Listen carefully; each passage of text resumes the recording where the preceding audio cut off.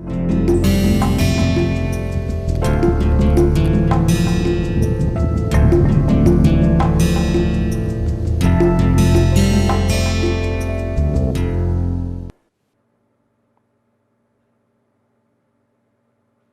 friends, welcome to the course Essential of Data Science with R Software 1, in which we are trying to understand the basic concepts of probability theory and statistical inference.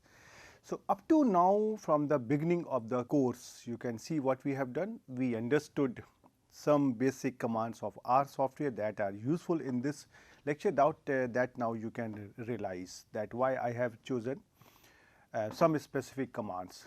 Then we had considered the probability theory, and then we associated the probability with the univariate random variable, and then we considered the discrete and continuous random variable, and then we considered the probability mass functions and probability density function.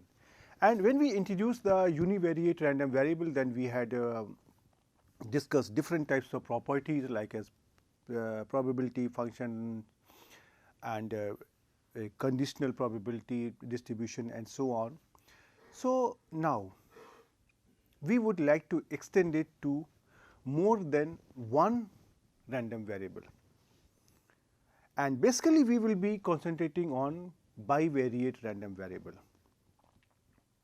And once we understand the setup and concepts of bivariate random variable, it is not difficult to extend it to a multivariate setup. So now the question comes, what are these bivariate or say multivariate random variables, how they are useful and what are their properties. So definitely if you try to see, whenever you are trying to use the probability or random variable in a real life data situation, you are essentially trying to model some phenomena. You want to write down the probability model, how the probabilities are distributed over the range of values of the variable. Now, do you think that all the phenomena processed, they are dependent only on one variable, but they depend on more than one variables also? In many situations, you will see that the outcome is dependent not only on one variable, but more than one variable. So they can be 2 variable, 3 variable and so on. So now the question is that how to handle these types of situation. Well, now I am sure that you have understood that how the theory of probability, theory of random variables, etc., they enter to help us in modeling the phenomena. So now whatever we have done in the univariate case, we would like to extend it to a multivariate case. Well, I will be considering here mainly the 2 variables, that is bivariate case, because you have to first understand the basic fundamental that how the things are happening, whether the things are extended or things are defined afresh. And once you know that how are you going to extend a concept from a univariate to a bivariate, do you think that is it difficult to extend to trivariate or 4-variate or any multivariate thing? That is the same story. In our childhood, my mom explained me how to sum 2 and 3, and she just gave me an exercise to add 2, 3 and 5, and I was able to do it. Then she asked me to do 2 plus 3 plus 4 plus 5. Then again I was able to do it because I understood the basic fundamental of addition. Then even if you give me 100 terms, I can do it easily. So that is the same story here in the multivariate setup also. So my request to you all is that please try to concentrate on the basic fundamentals. There will be some new concept, new terminologies you have to understand. What are they trying to indicate, under what type of condition you are going to use them, and I am promising you that this is going to be a very useful topic for you when you are trying to deal with real data in data science. So as we discussed in the case of univariate, we have 2 types of random variable, discrete and continuous. So here also we will have a similar situation. that when we have more than one variable, all are discrete or say all are continuous, or there can be a combination of them. But to make the thing simpler, and my objective is to explain you the basic fundamentals. So, I will be taking here only two cases, when all the variables are discrete and when all the variables are continuous. So, in this lecture, I am going to talk about the bivariate probability distribution and related concepts when we have discrete random variables. And after that, I will show you that how you can implement it in the R software, and then I will be showing you that how you can translate these things in a continuous random variables setup. So, let us begin our lecture and let us try to understand this bivariate probability distribution for the discrete random variable. Okay, so, now the first question comes, what is the need of this bivariate or say multivariate random variable? So, now we already have understood the univariate random variable, and in practice many outcomes are dependent not only on one variable, but more than one variables. And to study the phenomena and to draw a statistical conclusion from a sample of data about a population of interest, some concepts are needed, some concepts are required. Now, these concepts can be considered as an extension of the earlier defined concepts. For example, the way you have defined the PDF, PMF, you have given some conditions, right. Those conditions can be simply extended to a bivariate, trivariate or a multivariate setup. Or the second option is this, that we need some new definitions which can reveal the characteristic of the phenomena. One thing I would like to make it here clear, that when we talked about the univariate distribution, then only the values of the variable that was going to affect the outcome. But think about a bivariate, trivariate or a multivariate situation, there will be one difference. Suppose if I say there are two random variables, say x and y. So, x and y both are going to impact the outcome, and that impact has to be studied on the basis of sample of data.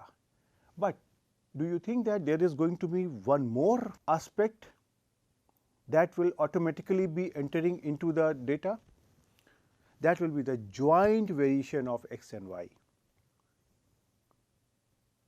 Means how x varies separately, how y varies separately, and how x and y behave jointly.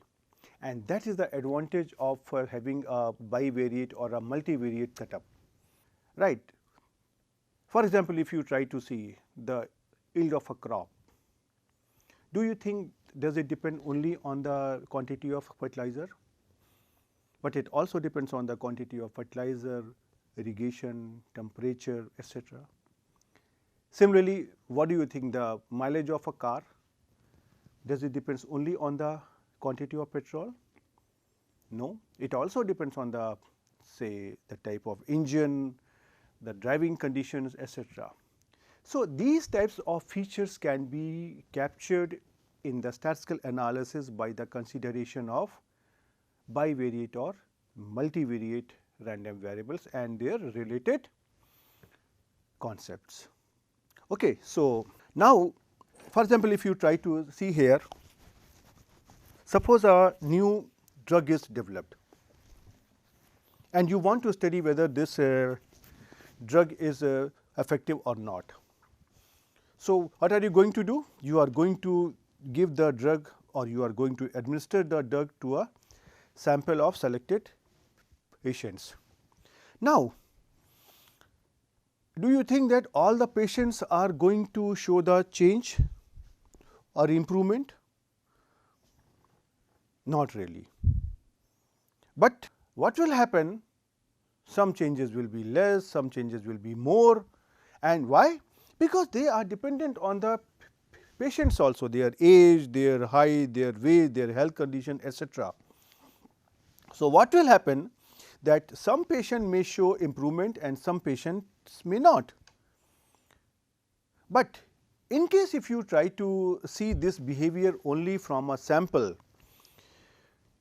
do you think that this is your objective? You want to stop here? No, we are interested in the consequences for the entire population of the patients.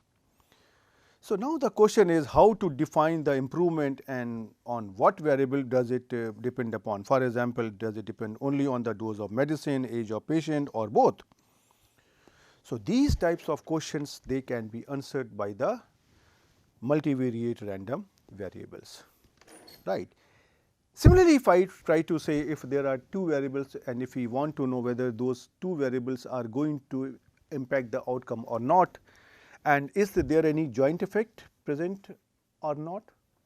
For example, if I say the marks in the examination are going to depend on the number of hours of study and the price of petrol.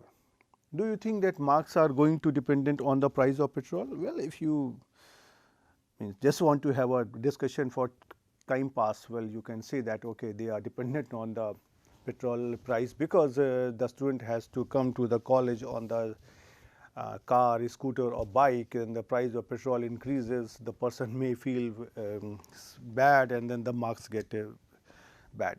But even if you try to consider these types of relevant factors, their impact is going to be extremely less, but you know that the numbers of study they are really going to impact the marks in the examination. So, with such type of analysis you can also find whether the variables are independent, whether do they have any joint effect or not, right. And once you can have this type of information, then you can decide for what is a better approach, whether you want to consider only one variable at a time or you want to consider all the variables simultaneously, and you want to study the individual behavior of the variable as well as their joint behavior. So, it all depends on you, on your objective, right. So, these factors which are affecting the outcome of the experiment, they can be expressed through a random variable. Why they are expressed through a random variable? Because we expect the random variations in the values of the observations. Once there is a random variation and if the variables are dependent on each other, then definitely they will have a joint variation, and then joint variation is also going to be random. So, obviously, the concept of probability distribution enters, because the probability distributions can only describe the joint behavior which is also random, right. So, in general if we say that there are two random variables x and y, then the probability distribution that defines the simultaneous behavior is called a joint probability distribution. And we would like to investigate some important properties of this joint distribution, and these are the properties which are going to form the basis for the statistical tests and inferences that we are going to learn in some time. So, let me try to give you a very general structure, and then I will try to show you that how these things are translated in terms of only bivariate setup. My objective is that I want to give you the idea of the univariate distribution, but I want you to extend it to the multivariate setup yourself, right. And for multivariate setup you can very easily use the concept of vectors and matrices that you have used in your mathematics. Okay, so, now suppose there is a random experiment which is suppose depending on p random variables, say x1, x2, xp. All these variables can be defined in a random vector. So, we try to denote here a random vector by writing here x and then underscore, that is the standard notations in mathematics to express a vector. This vector is from the concept of vectors and matrix. Okay. So, this can be written as a column vector of order p cross 1, or this can be say expressed as a row vector and its transpose. So, the space of x vector is going to be set of n tuples. What is the meaning? I will try to explain you, and we need to extend the definition of probability mass function, probability density function, cumulative distribution function, etc. for the random vector x, right. So, what is the meaning of this set of n tuples? Means what does this actually mean? Suppose if I try to take here an example of bivariate setup, that we have only here two variables which are going to impact the outcome. So, we also have to understand that how the data will look like when we are trying to understand the bivariate setup. Do you remember that we have considered this example that if x is the height, this is my random variable. So, x1 is going to represent the height of first student, and x2 is going to represent the height of second student, and similarly here xn is going to represent the height of nth student, right. So, now this concept has to be extended for a bivariate setup. So, suppose there are two random variables here, height and weight. So, we denote say height by x1 and weight by x2. So, now there is one human being which comes, right, and we try to measure the height and we try to measure the weight on a weighing scale like this. Okay. So, now for person number 1, we will have here two observations, one on the height and say another on the weight, right. So, suppose person number 1 comes and the value of the height comes out to be suppose 150 centimeter and the weight comes out to be 60 kilogram. Okay. So, now we try to express this thing as the first set of observation, and instead of writing here x1, we try to write down here x1 vector. So, this is going to be something like here 150 and 60. And similarly, the person number 2 comes and the height of the person number 2 is 160 centimeter and weight is 65 kilogram, then it is written as say here x2 vector 160 comma 65. So, you can see here these are the observation on the random vector. So, if there are two variables, each pair or every observation is consisting of a pair of observation, and if there are more than two variables, then definitely instead of only here two values, there will be more values. Suppose if I say if there are here p variables, then we will have the values like 150, 60 dot dot dot up to here p values, right. And then we are going to repeat this experiment, or we are going to get a small n number of observations. So, every observation will be a, in this case, like a paired observation or like this one, x1 vector, x2 vector, xn vector, right. Okay. So, that is the understanding of the symbols and notation about the representation of the values of the random variable. So, now we begin by considering random experiment in which there are only two random variables, and we try to analyze the joint behavior of those two random variables. Let us call them as a x and y. So, capital X and capital Y are going to indicate the two random variables. So, if you remember, earlier we had only one random variable x and we set the probability function, either it is PMF or PDF, that was going to be denoted by like as f of small x, and in the subscript there will be capital X, which is indicating the corresponding random variable.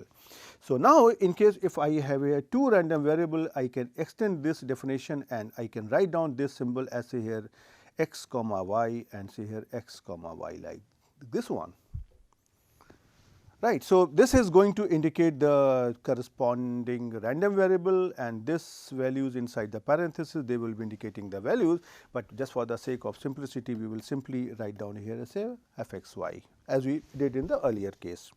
So, this definition of PDF, PMF, CDF etc., I am going to simply extend from the univariate case. So, it is very important for you that if you want to understand this bivariate setup, you have to revise the univariate setup, or at least those things should be there in your mind. Otherwise, it will be very difficult for you to understand this new concept.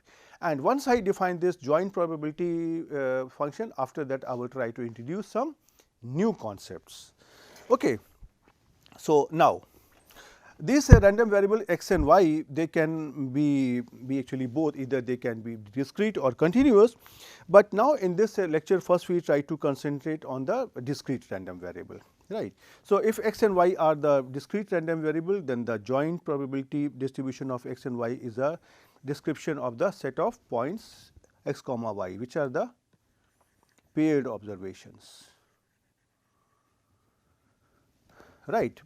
Paired observation means if a person number 1 comes, you are going to measure the height and weight of the same person, right. You are not going to height of the person number 1 and weight of the person number 2. So, and these points are observed in the range of capital X y along with the probability of each point. Just like if you remember, we had considered the rolling of a dice, we had the point 1, 2, 3, 4 up to here 6, and then we had indicated the probability of observing 1, 2, 3, 4 up to 6, this is 1 by 6. Right. So, now instead of having only this univariate points, we will have bivariate points or the paired observations, and they are going to characterize the probability function. So, the joint probability distribution of two random variables is referred to as the bivariate probability distribution or bivariate distribution of the random variables, right. Now, we try to define this probability function or the joint probability distribution of two discrete random variables x and y through the concept of joint probability mass function. If you remember, you had defined the probability function as probability mass function when x's are discrete. So, similarly, I can call this here as a joint probability mass function. And means symbolic notation will be that if I want to find out the probability that x is equal to x and y equal to y, to write down here like this, probability x equal to x comma y equal to y. And then means you are going to observe different data point, different values of xi, yi. So, what we try to denote here, the probability that x equal to xi and y equal to yj, this is going to be indicated by small pij, right. So, that is our symbol, that if it is written here like as here ij. So, that means I will correspond to the first variable, and this will correspond to the j will correspond to the second variable. So, first variable here is x and second variable here is y, and means I and j, they are going to take different values. So, just for the sake of understanding or simplicity in understanding, I have taken the values of I goes from 1 to capital I and j goes from 1 to capital J. So, that it is not difficult for you to recall that this capital I is going to indicate the range of I and capital J is going to indicate the range of j, right.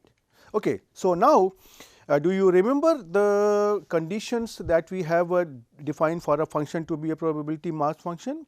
We have defined that the probability at every point should be greater than 0 and the sum of all the probabilities over the range of random variables should be equal to 1. The same definition now can be extended to a bivariate setup. How?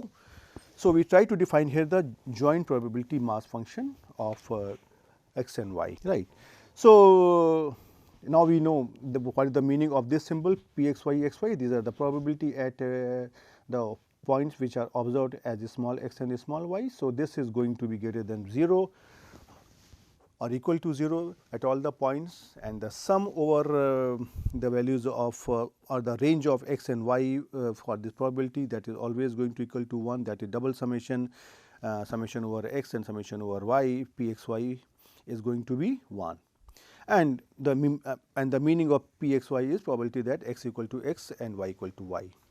Another representation, if you want to use the representation of pij, that is x takes the value xi and y takes the value yj, I goes from 1 to I, j goes from 1 to j, then the first condition will come out to be that pij's are greater than or equal to 0, and the summation over I and summation over j, pij should be equal to 1. So, both these notations are possible, and you can see there that if you have understood the basic condition for a function to be a probability mass function, then understanding this bivariate probability mass function is not difficult.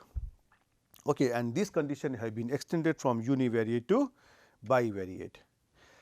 Now, once I have defined the joint probability density function, then we are also interested in the marginal probability distribution. Because you see, when there are two variables, say x and y, they are trying to give the joint effect of x and y on the outcome. But you are also interested then in knowing that what is the individual effect of those variables, right. For example, if I try to take a very simple example, suppose the marks of a student, they depend on the number of hours the student studies and the number of hours the student plays. That we know that playing is also important for a good health, and once you have a good health, you can study better and then you can get better marks. So, yes, so now I have here three types of impacts. The first effect will be the effect of number of hours of study on the marks. The second effect will be the number of hours of playing on the marks, and the third effect will be their joint variation. So, now you get only a numerical values in the form of paired observations, right, that if a student has played for 5 hours a week and then studied 10 hours a week, then the marks are like this.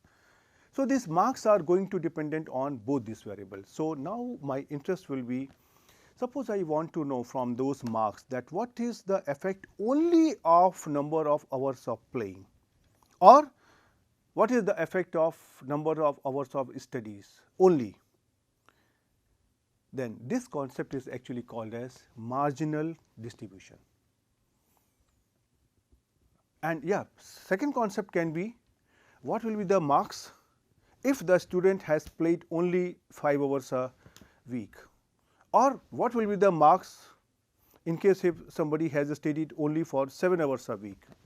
And you ask these types of question many times to your parents, teachers, friends, that okay, means if I study say 3 hours a week, then what do you expect, my performance will increase or not? Or you try to say, okay, means if I try to study say 7 hours a week, what do you think that how many marks can be increased? So, these types of question, they can be answered by the concepts of marginal probability distribution and conditional probability distribution. So, we try to discuss them here. Okay, so, now first we try to understand the concept of marginal probability distribution. So, if there are more than one random variable which are associated with a random experiment, we distinguish between the joint probability distribution of x and y and the probability distribution of each of the variable individually. Right. So, the individual probability distribution of a random variable is referred to as its marginal probability distribution. And in general, the marginal probability distribution of x can be determined from the joint probability distribution of x and other random variable, say y, or in the case of multi-variable case, there can be more than 2 random variables. So, the moral of the story is this, that the marginal effect of the random variable has to be determined only from the joint distribution. You are not going to get any distribution from outside, right. So, let us try to first understand that how you can obtain such a marginal distribution from the joint probability mass function, right. So, now we have here suppose 2 random variables x and y, both are discrete. And suppose we want to find out the probability of x equal to x. So, you can see here the joint probability distribution contains the observations on x and y, but we want to compute only the probability which is related only to the one variable x. So, what we try to do here? We try to consider the joint probability x equal to x and y equal to y, and we sum this probability over all points in the range of x, y for which x is equal to x. That is a very simple thing. If I try to show you mathematically, you will understand it very quickly, right. So, the subscript on the probability mass functions distinguish between the random variable, because you have found here probability of x equal to x, and then you can also find out here probability of y equal to y. So, there are going to be 2 types of marginal probability distribution that are going to be associated with the joint probability function of x and y. So, now if you try to see the marginal distribution of x can be expressed and obtained as probability that x equal to xi, where I am trying to sum this all the probabilities pij, but my range of sum is over j, j goes from 1 to capital J. Remember one thing. So, when you are trying to find out the probability of x, then you have to sum over the range of y and vice versa.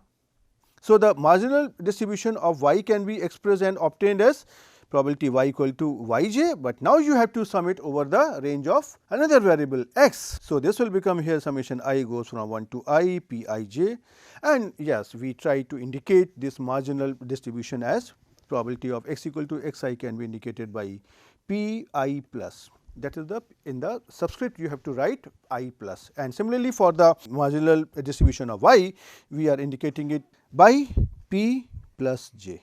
Plus j is going to enter in the subscript.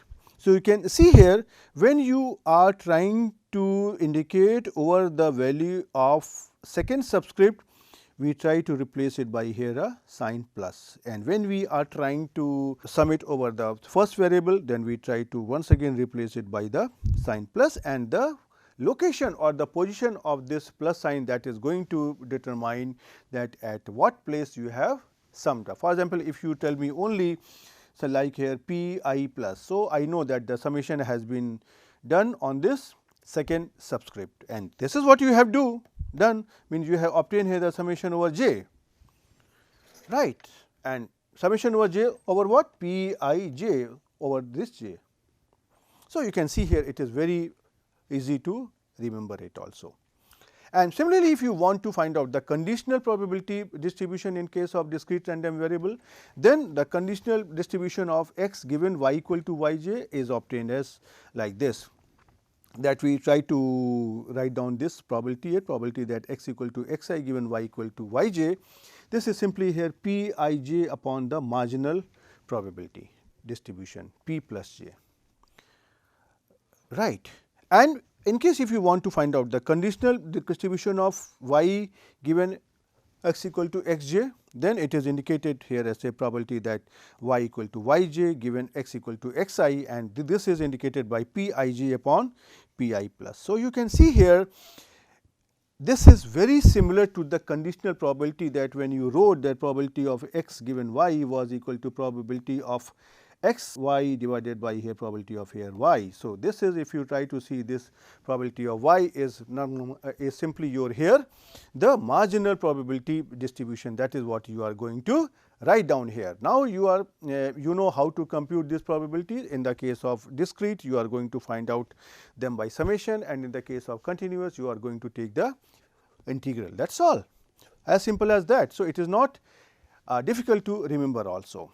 And the probability that x given y, that is x equal to xi, y equal to yj, is indicated by this symbol p and in the subscript I given j, and for the probability of y equal to yj given x equal to xi, this is indicated by p j given I in the subscript, right. And obviously, means I will go from 1 to I and j will go from 1 to j.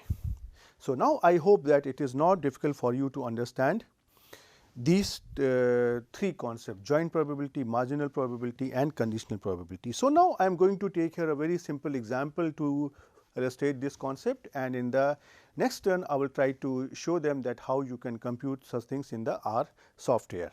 Okay, so, suppose we want to know if boys and girls have any inclination toward the choice of the subject between mathematics and biology. Yes, you have heard many times we say that okay, that girls prefer biology more or boys prefer mathematics more or vice versa. So, now if you want to know this answer, what you have to do? You have to collect the data on the subjects taken by boys and girls, and we expect that in that sample, if the number of boys and number of girls who are trying to take or opt the mathematics and biology, if they are nearly the same, that you cannot say that there is any discrimination between the two. But suppose if you try to take a sample of 100 students and suppose 90% of the girls are choosing the biology, possibly you can conclude that girls are indicating the or they are preferring the biology subject. So, now how to conduct it, such an experiment, how to get the data and how we have to compile it and how we have to infer these types of conclusion from there. That is my objective in this example to explain you, right. So, we try to collect the data on say here on say 4 aspect, on boys, girls and then on the subject say here maths and here biology.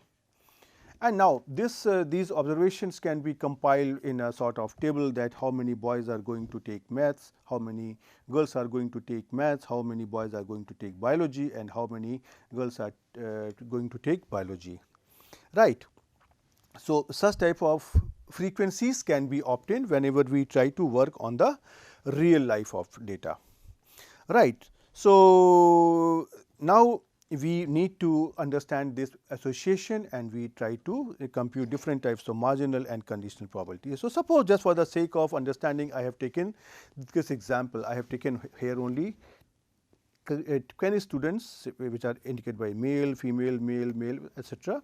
And then I have collected the data on their choice of subject. For example, student number 1, this student is a male and the student has taken biology. Second student is a female and she has taken biology. Third student is male and he has taken mathematics and so on.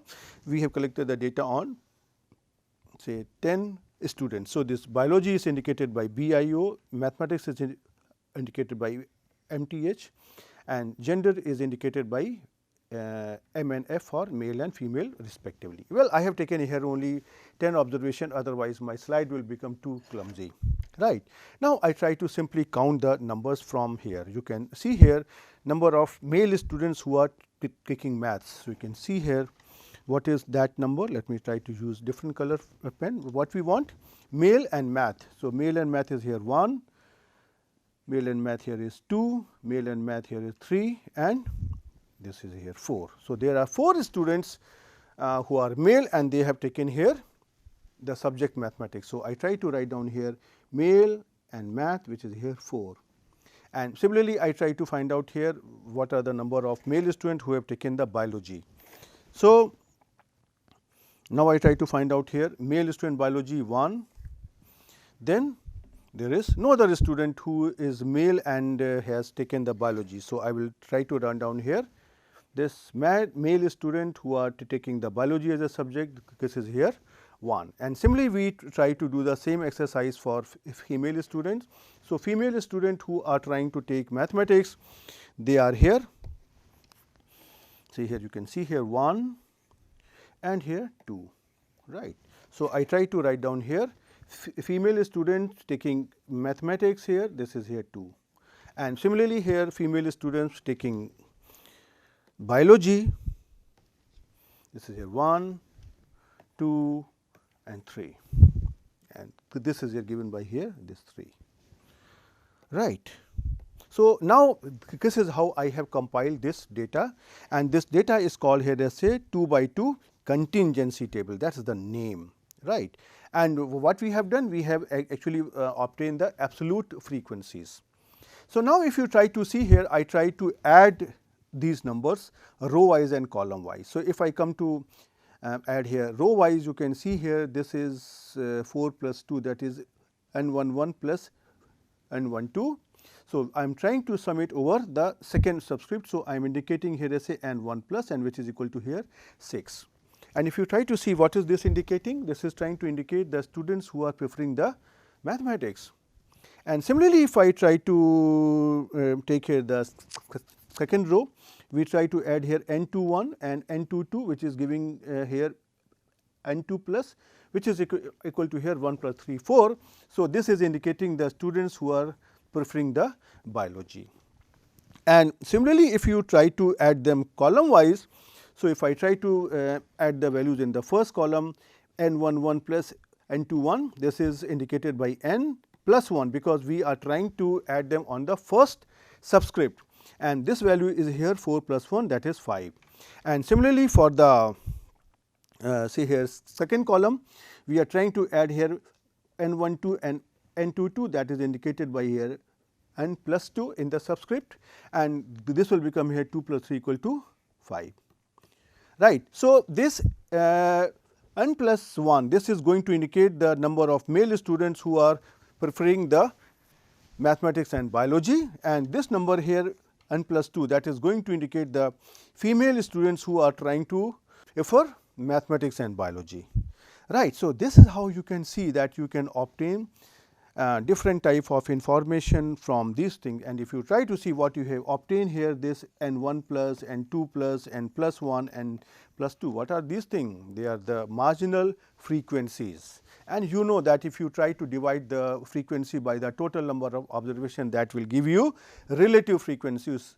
So, here the total number of observation here are 10. So, if I try to divide all these values, this here 4, 2, 1 and here 3 by here 10, then we are getting here these types of values, and these are the relative frequencies, and you know that relative frequencies are trying to measure the probabilities. So, now you know that these things are very simple, and if you try to add here the values in the first row, that will give you here the marginal probability of the variable in the first row, and similarly for the second row, this will give you the marginal probability when you are trying to obtain the marginal distribution for the variable in the second row, and the same thing will hold for the first and second column also. So, you can see here you can very easily compute this marginals probability distribution by arranging the data into a 2 by 2 contingency table. Now, if you have more number of variable, even there can be 100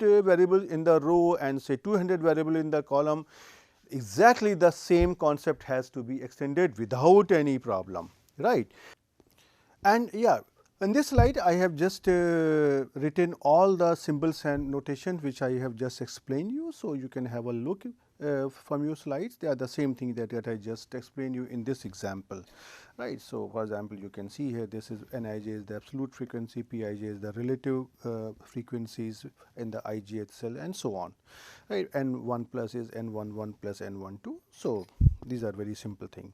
Now, in case if you want to compute here the relative frequency, you can just obtain it by here Pij, which is equal to here Nij upon n, and that is actually represent the probability distribution of x and y. So, that you can also obtain from this table. You can see here that in this example, these are the values which are the values of N11, N12, N21, N22, and from there you can compute this relative frequencies. Okay. Once you obtain this relative frequencies, you can very easily obtain the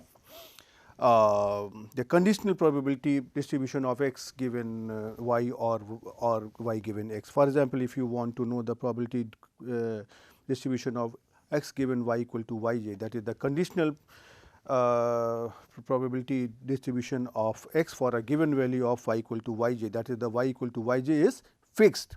This can be obtained by simply here Nij upon n plus j, and similarly the conditional probability of y given x equal to xi, that means we are trying to fix the value of x equal to xi, that can be obtained from Nij upon Ni plus, right.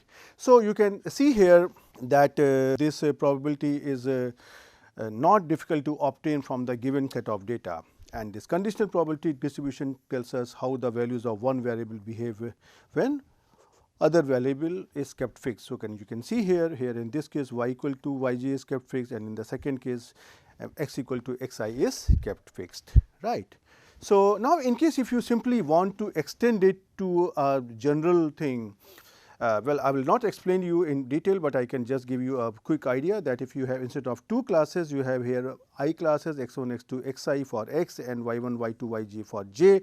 So, there are I classes for x and j classes for y, and then Nij definition will remain the same, only the range of I and j will change, and these values can be represented now instead of 2 cross 2 contingency table, but in a I cross j contingency table, right. And how they are going to do to be done, means I can explain you here, right.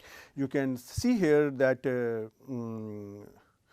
these are the values, you can see exactly here N1 plus N2 plus up to here Ni plus N plus 1 N plus 2 N plus j etc., and then you can find out the here marginal probabilities by finding out the row totals, column totals and the total, and then you can just divide them by the number of observation, and you can obtain the same table, same I cross j contingency table based on the relative frequency exactly in the same way as I said earlier, and you can obtain different types of probabilities over here, right. So, now if you try to see here that the joint relative frequency distribution tells us how the values of both the variables behave jointly, the marginal relative frequency distribution tells us how the values of one variable behave in the joint distribution, and conditional relative frequency distribution tells how the values of the one variable behave when another variable is kept fixed, right. Okay, so now we come to an end to this lecture. I am sorry it was a pretty long lecture, but you can take a break between the two, means you can just take a break and can watch in however many parts you want to wish, right. But I wanted to complete these things in a single shot, otherwise it will become difficult for you to understand, right. And now if you try to see what we have done, we have got the data that was based on two random variables, and from there we have obtained the marginal distribution that are going to help us in knowing the individual effect of those random variables. We have obtained the joint effect, we have obtained the conditional effects, etc. So, now you can see that in real life these things are going to occur very often. For example, if I try to consider the same example of the shopping website, right, the shopping pattern is dependent on the age, income and the gender, occasion, etc. right. So, ultimately the shopping website is interested in the sales, and sales is going to dependent on all these variables, right. For example, during a festival time the sale is more. So, that will give an idea to the shopping websites to offer some discount, some sale, etc. And similarly, if somebody wants to know, okay, what is the pattern of sale only for the males or only for the females, or somebody wants to know what is the sale given the salary is more than 5,000 rupees a month, how are you going to answer these questions? You are going to answer them by using this joint probability distribution, using the concept of joint probability, marginal probability and conditional probabilities, and you can take very interesting outcome which are going to be very useful for you, right. So, in the next class I will try to show you that how you can compute these things automatically in the R software. So, you try to think, try to have a look in the various example in the books, try to attempt them, try to solve them, and I will see you in the next lecture. Till then, goodbye.